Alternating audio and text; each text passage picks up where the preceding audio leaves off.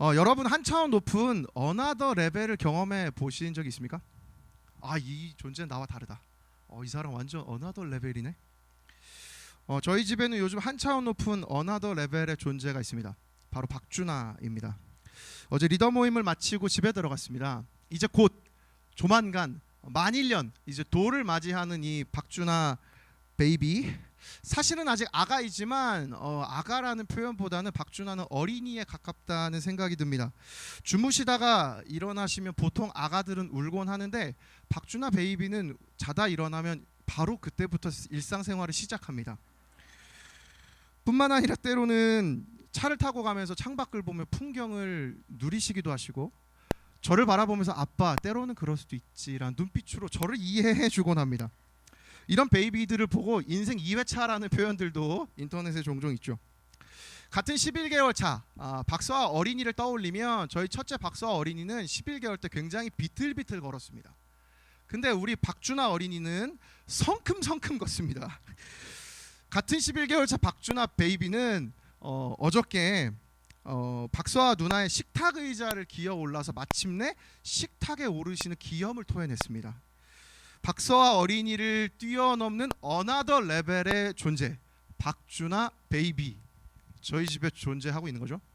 근데 저희 집에 박준하 베이비를 능가하는 또 다른 어나더 레벨의 존재가 있습니다.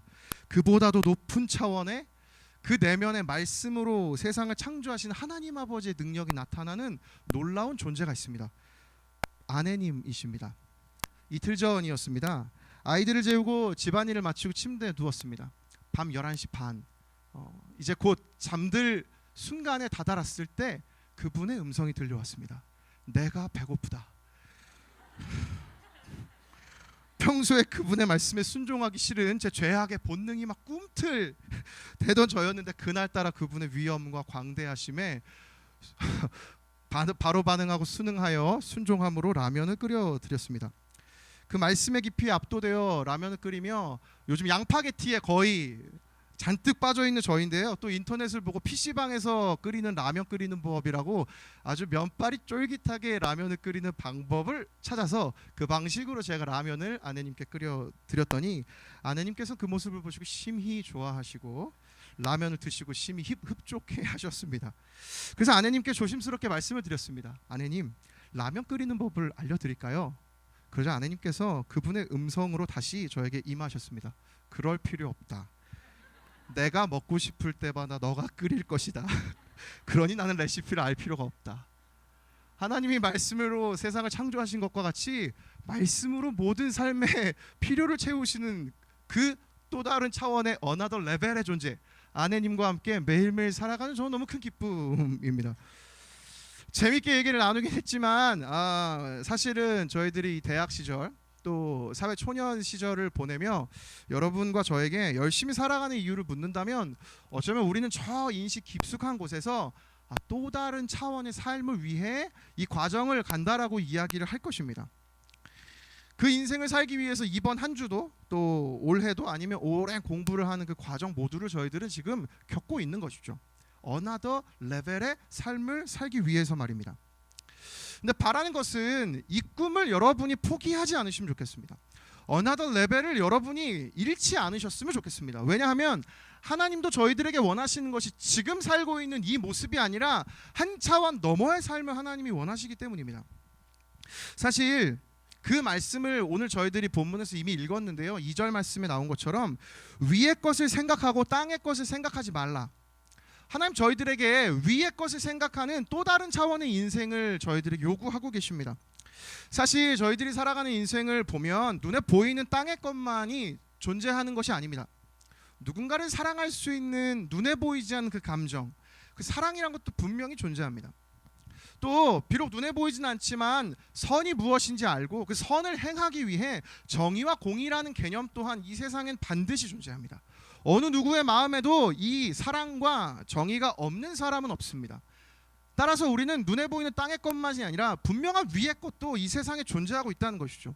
왜냐하면 이 사랑과 정의는 우리에게 있는 것이 아니라 하나님에게 있는 것이기 때문입니다. 예레미야 31장 3절에 이런 말씀 있습니다. 내가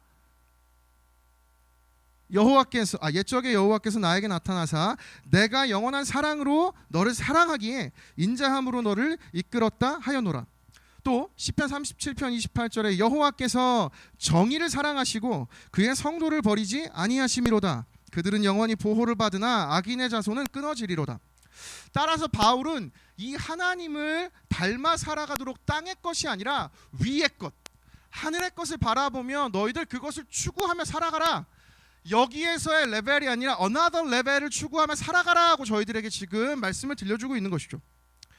그럼 여러분, 우리가 위의 것을 따라 살아가는 삶이 무엇일까요? 어떻게 살아야 위의 것을 따라 사는 삶일까요? 본문 뒤를 이어서 골로새서 3장 7절부터 10절을 보면 그 삶이 나타납니다. 함께 읽겠습니다. 시작. 너희도 전에 그 가운데 살 때에는 그 가운데서 행하였으나 이제 너희가 이 모든 것을 벗어버리라. 곧 분함과 노염과 악의와 비방과 너희 입에 부끄러운 말이라. 너희가 서로 거짓말을 하지 말라. 옛사람과 그 행위를 벗어버리고 새 사람을 입었으니 이는 자기를 창조하신 이의 형상을 따라 지식에까지 새롭게 하심을 입은 자니라. 새로운 인생, 지금껏 익숙했던 인생을 벗어나서 새로운 삶으로 변화된 위의 것을 찾는 삶, 그것이 오늘 본문에서 이야기하는 이와 같은 삶입니다. 거짓말하지 않고 악의를 버리고 내 안에 수많은 죄악들을 버리고 하나님을 따라 사는 삶, 그게 바로 위의 것을 찾는 삶이라는 거죠. 근데 사실 골로새 교회에서도 이와 같은 일이 분명히 있었습니다. 우리는 땅의 것에 굉장히 익숙합니다. 그래서 땅의 방식으로 살아가는 것이 저희들에겐 참 익숙해요. 골로새 교회도 마찬가지였습니다. 이때 당시 먹는 것에 대한 문제가 났는데요. 이 문제를 어떻게 해결해야 할까? 그때 당시 유대교는 눈에 보여지는 율법과 규율을 굉장히 중시했습니다.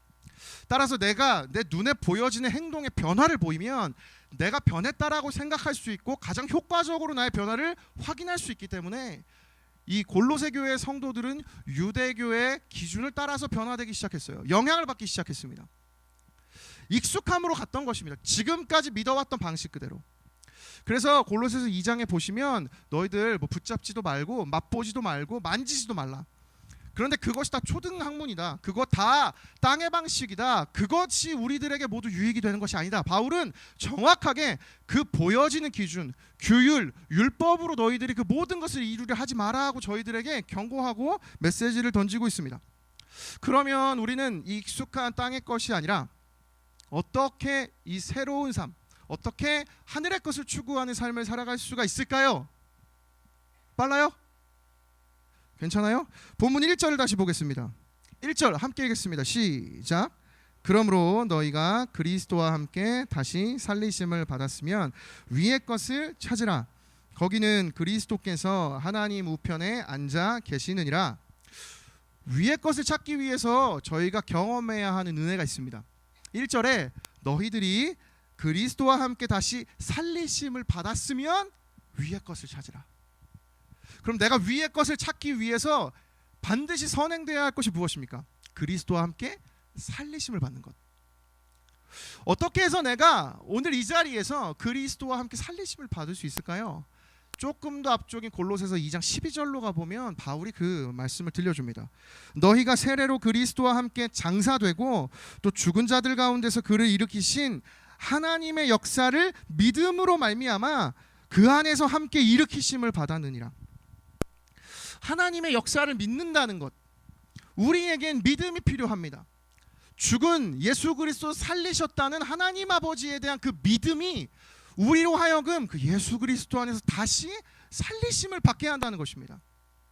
여러분, 예수 그리스도가 나를 위해 죽고 부활하시면 여러분 믿으십니까? 무에라 믿니? 믿고 있니? 여러분 믿으십니까? 은성아 믿고 있니? 오늘 안경 벗고 왔네. 여러분, 이 믿음이 여러분 안에 있으십니까? 여러분, 근데 믿음이 뭘까요? 어떻게 해야 믿음이 생기는 것일까요?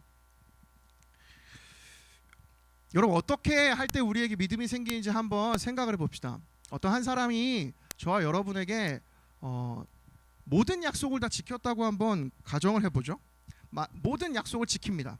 하나도 어기지 않고 계속해서 그 약속을 지켜줘요. 그러면 저희들 안에 무엇이 생기죠? 아, 이 친구에 대한 신뢰가 생기죠. 그래서 그 사람을 믿게 됩니다. 저희들이 가지고 있는 개념 속의 믿음이 이것입니다. 누군가로부터 신뢰에 대한 어떤 원인이 필요해요.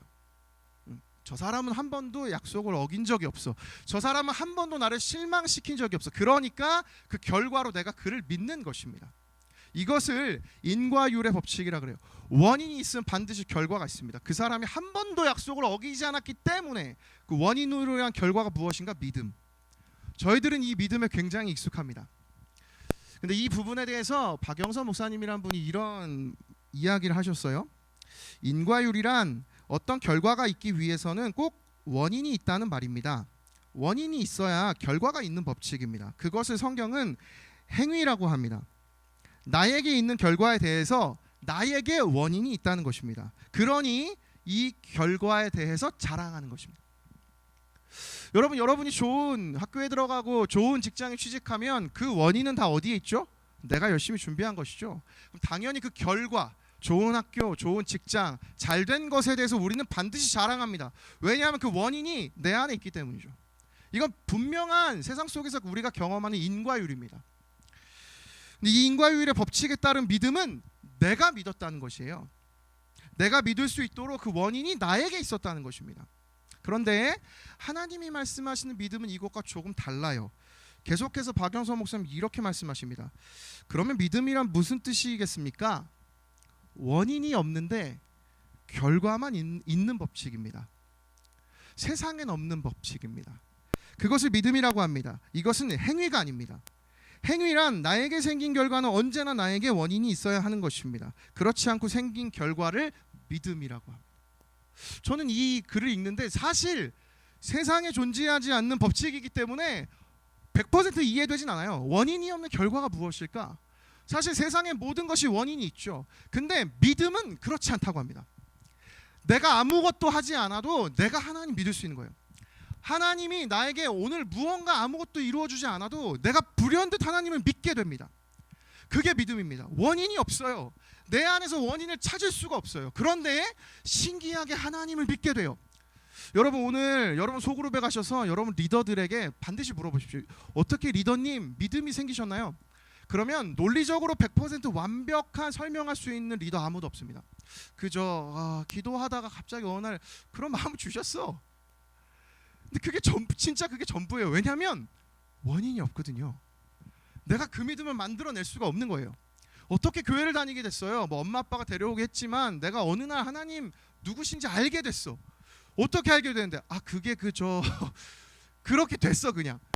근데 그렇게 설명할 수밖에 없어요. 왜냐하면 믿음은 세상에 없는 법칙이기 때문입니다. 이 얘기가 여러분 이해가 되십니까? 이해가 될 수 없죠. 세상에 없는 법칙인데. 그런데 그렇기 때문에 성경에서는 우리가 행위로 구원받을 수 없다고 이야기를 하는 것이에요. 행위는 나에게 원인이 있기 때문에 내가 이루어낸 것이기 때문에 구원은 그렇게 이루어질 수 없어요. 구원은 믿음으로만 이루어질 수 있는 것입니다. 그래서 믿음은요 우리의 생각을 넘어선 영역에 있는 것입니다. 믿음은 내게 원인이 있는 것이 아닙니다. 하나님이 우리들에게 주시는 것이죠. 하나님이 제 안에 그걸 생겨나게 해주시는 것입니다. 따라서 믿음을 또 다른 표현으로 선물이라고 합니다. 내가 아무것도 하지 않아도 내가 받을 수 있는 것. 오늘 여러분에겐 이 선물이 필요하지 않으세요? 내가 하나님이 정말 어떤 분이신지 더 깊이 알고 싶은 그 믿음이 필요하지 않으세요? 하나님은 우리에게 오셔서 이 믿음을 오늘도 선물로 주시는 분이심을 믿습니다. 아멘. 믿음을 얻기 위해서 그래서 하나님이 저희들에게 필요한 것이 한 가지 있다라고 말씀해 주셨어요. 그게 로마서 10장 17절 말씀입니다. 함께 읽겠습니다. 시작. 그러므로 믿음은 들음에서 나며 들음은 그리스도의 말씀으로 말미암았느니라. 믿음은 말씀을 듣는 것으로 생겨나요. 저는 따라서 오늘 이 자리 가운데 어떤 지체는 이 말씀을 나누면서 반드시 그 마음 가운데 하나님이 믿음을 조금 더 생겨나게 해주실 줄을 믿습니다. 반드시 그 일이 우리 가운데 일어날 줄을 믿습니다. 논리적인 설명으로 완벽하게 설명하지 않아도 하나님이 우리 안에 역사하시면 하나님이 어떠한 분이신지 그 믿음이 우리에게 생겨남을 믿습니다. 그래서 오늘 이 자리에서 우리들이 하나님께 구할 것이 있다면 주님 저에게 믿음을 주시옵소서. 하나님, 제가 인생을 살아가는 데 있어서 여전히 나를 너무나 두렵게 하는 존재들이 있고 해결되지 않는 사건이 있고 내가 풀어가야 할 문제들이 있지만 하나님, 이 모든 것보다 주님이 정말 크고 위대하시다면, 만유의 주요, 이 세상 모든 것을 다스리시는 분이 하나님이시라면 주님, 나의 인생도 책임지실 줄을 믿습니다. 주님, 그 믿음을 나에게 더하여 주시옵소서 라고 오늘 나의 마음을 여는 것입니다. 그렇지, 하나님이 이 모든 것을 다스리시는 분이시지, 그 마음 한 가지, 그 마음이 오늘 저희들에게 필요합니다. 여러분에게 하나님은 어떤 존재이십니까? 혹시 여러분보다 더 나약한 존재 아닙니까? 내가 기도하는 대로 무언가 이루어지지 않아서 하나님, 나보다 더 연약한 존재 아닙니까? 그 전제가 바뀌어야 돼요. 저와 여러분 안에 하나님이 어떠한 분이신가? 주님, 크고 위대하신 분, 내 모든 문제를 해결하실 분, 주님, 오늘 내 마음을 다 아시는 분, 내 삶을 함께 동행하시는 분, 오늘도 이 자리에서 나를 아시는 분, 이 하나님에 대한 믿음이 우리로 하여금 오늘을 살아갈 힘을 주시는 줄을 믿습니다. 이 작은 태도, 마음을 열 때 하나님이 우리에게 일하시는 일이 있어요. 로마서 5장 5절의 역사가 일어납니다. 소망이 우리를 부끄럽게 하지 아니함은 우리에게 주신 성령으로 말미암아 하나님의 사랑이 우리 마음에 부음바 됨이니. 우리가 하나님 앞에 믿음이 생겨나면 성령 하나님이 역사하셔서 우리 마음에 부어주시는가? 하나님의 사랑을 마음에 부어주십니다. 하나님의 마음을 알려주십니다. 그래서 그 하나님 믿게 되는 거예요. 여러분은 이 하나님의 마음이 여러분에게 전달되고 있습니까? 여러분이 사랑하는 그 사랑하는 여자친구, 남자친구의 마음이 여러분에게 흘러들어와서 그 사람을 신뢰하고 그 사람과 함께 기쁨으로 살아가는 것처럼 하나님의 마음이 오늘 나에게 흘러들어와야 돼요. 이 일이 일어날 때 하나님이 이루어주신 은혜가 있습니다. 골로새서 1장 29절 말씀, 우리 함께 읽겠습니다. 시작. 이를 위하여 나도 내 속에서 능력으로 역사하시는 이의 역사를 따라 힘을 다하여 수고하노라.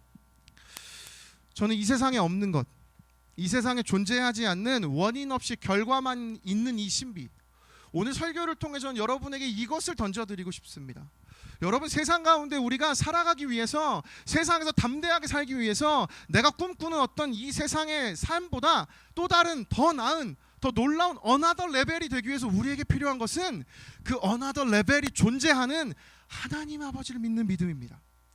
오늘 이 자리 가운데 우리가 다시 한번 깨달아야 할 것이 있다면 내가 무엇을 해야 하는가가 아니에요. 어쩌면 내 안에 있는 하나님은 너무나 작은 존재일지 모릅니다. 여러분이 신뢰하는 하나님, 유튜브보다 무능한 존재일지 모릅니다. 저와 여러분이 믿는 하나님은 스마트폰조차 스마트폰조차 사용 못하신 분이 아니죠. 스마트폰보다 무능력한 분이라고 저희들이 생각할지 모릅니다. 아니에요. 하나님은 위대하신 분이십니다. 여러분 믿으십니까? 아멘. 하나님 광대하신 분이십니다. 여러분 믿으십니까? 아멘. 하나님 여러분의 머리털, 여러분과 저의 마음의 모든 것을 아시는 분이십니다. 여러분 믿으십니까? 그 하나님을 인정하는 것으로부터 우리에게 믿음이 생겨남을 믿습니다. 오늘 이 시간 가운데 그 하나님을 높여드리고 그 하나님을 찬양하고 하나님을 내 온 마음 다해서 인정할 때 하나님이 우리 안에 원인 없이 웬 뜬금없는 가뿐 및 우리 가운데 갑자기 분위기 쌓여지는 믿음, 쌓여지면 안 되는데 갑자기 분위기 업되는 믿음, 하나님 그 믿음을 우리 가운데 부어주실 줄을 믿습니다. 설교를 마치겠습니다. 인터넷을 보다가요 한 만화를 보았는데요, 지난 부서 여름 특별 기도회 저희 금요일 날 7월 5일 그때 기도할 때 또 나눴던 얘기예요. 보셨던 분들도 있을 것 같습니다. 한 인디언 할아버지가 꼬마아이랑 이야기를 나누는데요, 이렇게 이야기를 나눠요. 할아버지가 꼬마 인디언 베이비에게 이렇게 이야기를 해요. 사람의 마음에는 두 마리의 늑대가 싸우고 있단다. 한 놈은 악이야. 그 놈은 화, 질투, 슬픔, 후회, 욕심, 오만, 자기 연민, 죄책감, 억울함, 열등감, 거짓말, 헛된 자존심, 우월감이며 그리고 바로 너의 자아야. 다른 놈은 선인데 그 놈은 기쁨, 평화, 사랑, 희망, 평온함, 겸손, 친절, 자비, 공감, 너그러움, 진실, 연민이며 그리고 바로 믿음이야. 똑같은 싸움이 너의 안에서도 일어나고 있지. 그리고 다른 모든 사람들의 내면 속에서도 마찬가지야. 할아버지가 이 말씀을 마치고 일어나서 인디언 베이비에게 인사하고 이제 가려 합니다. 그때 인디언 베이비가 아기가 할아버지한테 가서 물어봐요. 하나님, 할아버지야. 이다. 할아버지, 악과 선인 이 두 마리 늑대 중에 누가 이기나요? 할아버지가 가던 길을 멈추고 뒤돌아서 딱 한마디 그 아이에게 들려주십니다. 너가 먹이를 주는 쪽. 여러분은 인생 가운데 어떤 늑대에게 먹이를 주며 살아가고 계십니까? 저는 오늘 선한 늑대에 대한 이야기를 들려드렸습니다. 세상과 전혀 다른, 세상에서 알 수 없는, 세상에 존재하지 않는, 원인이 없는 결과만 있는 믿음을 말씀드렸습니다. 그런데 하나님은 그런 분이십니다. 하나님 위대하신 분이십니다. 여러분 하루하루 인생 속에 어떤 늑대에게 여러분의 먹이를 주실 것입니까? 세상의 익숙함이 우리를 절대 another 레벨로 이끌지 않아요. 그 레벨이 또 다른 차원의 레벨이라 생각할 수 있지만 결국 그 레벨도 땅의 레벨입니다.